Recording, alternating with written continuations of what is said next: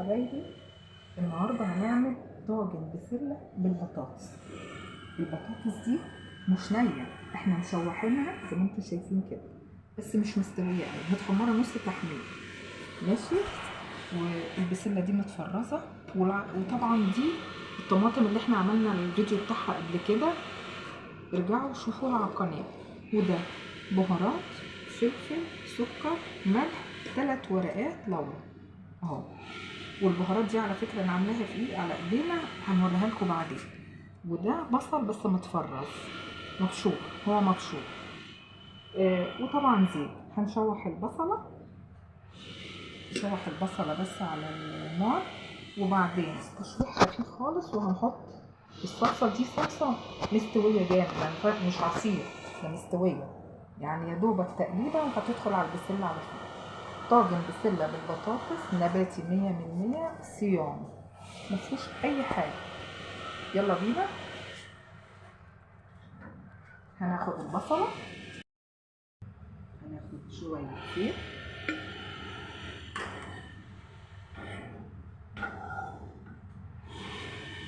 انا بفرز البصل ببشره عشان يبقى جاهز على طول. هنحط البصلة،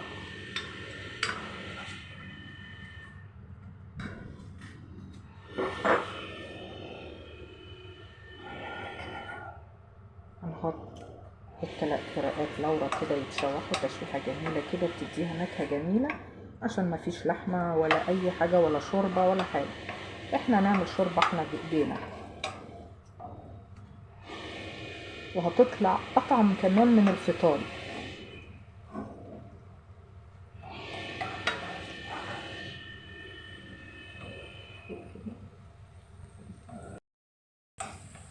بنقلب بس البصلة تقلبتين، مش عايزين تحمير عشان الحاجة تبقى هادية وجميلة.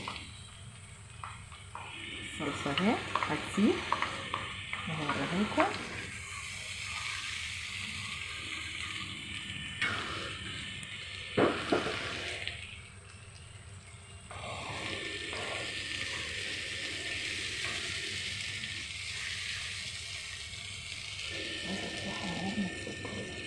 لو عايزة تفتحها لبن مسكروه. طيب هي بصوا، هي هتغلي دلوقتي وهنرجع لكم بعد ما تغلي. فكت اهي يا حبايبي. هنحط كل توابلنا، ملح، فلفل، بهارات، سكر.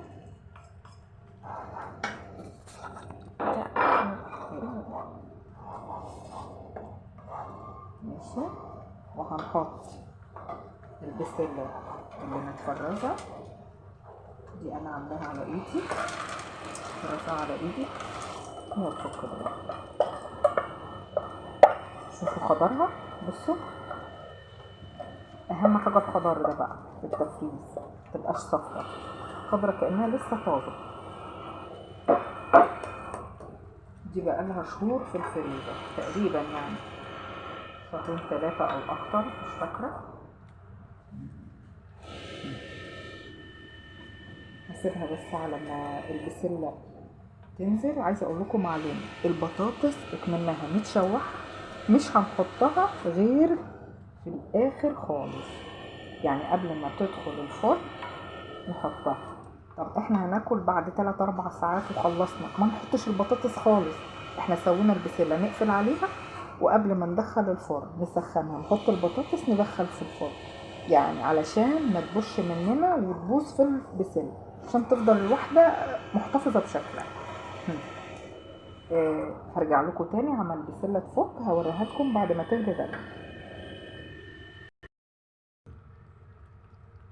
حطينا بس شوية مية، قيمة كوباية مية كده، لغاية اما دخلت بس في السوا. دلوقتي هننقلها في البرام، ومعاها البطاطس، ومسخنين الفرن. هندخلها في الفرن على طول. احنا ممكن يعني ورقة فويل كده قيمة ربع ساعة، وبعدين نشيل ورقة الفويل. اوكي معايا.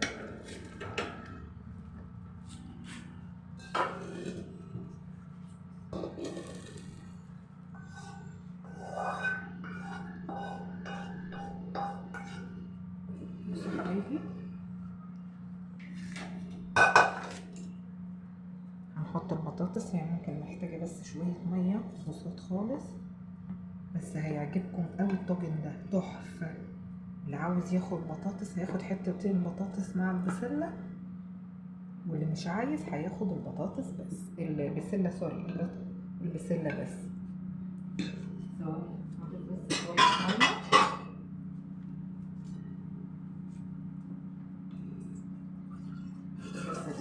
البطاطس بتاعها اهي. انا ما ضفتش اي اضافات غير كوبايه الميه، دخلت البسله بس في السوا اهي، وهندخلها الفرن. بس الحاجات عشان بتتحرق.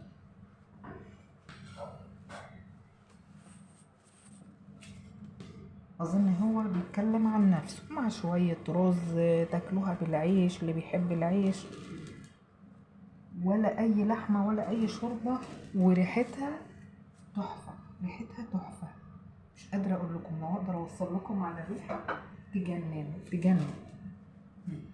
هدخلها الفرن وهطلعها واوريها لكم. انا عايزه اقول لكم معلومه على البطاطس. البطاطس لو في حتتين بطاطس نبشرهم بالمبشره الناعمه قوي، ونعصرهم وناخد الميه نحط فيها قطنه وندهن بشرتنا، وافتكروا انا قلت لكم ايه، هتخلي وشكم ناعم زي الحرير. وما استخدمناش اي حاجه ده من البيت، اي حتتين بطاطس كده مبشره ناعمه خالص، وناخد الميه بتاعتها ندهن وشنا ونستنى قيمه ساعه ونغسل وشنا، اما بميه دافيه او ميه عاديه اللي يريحكم. احنا قلنا هنقول كل مره كل فيديو هنقول معلومه بسيطه. انا مش هدخلها في ورقه فويل.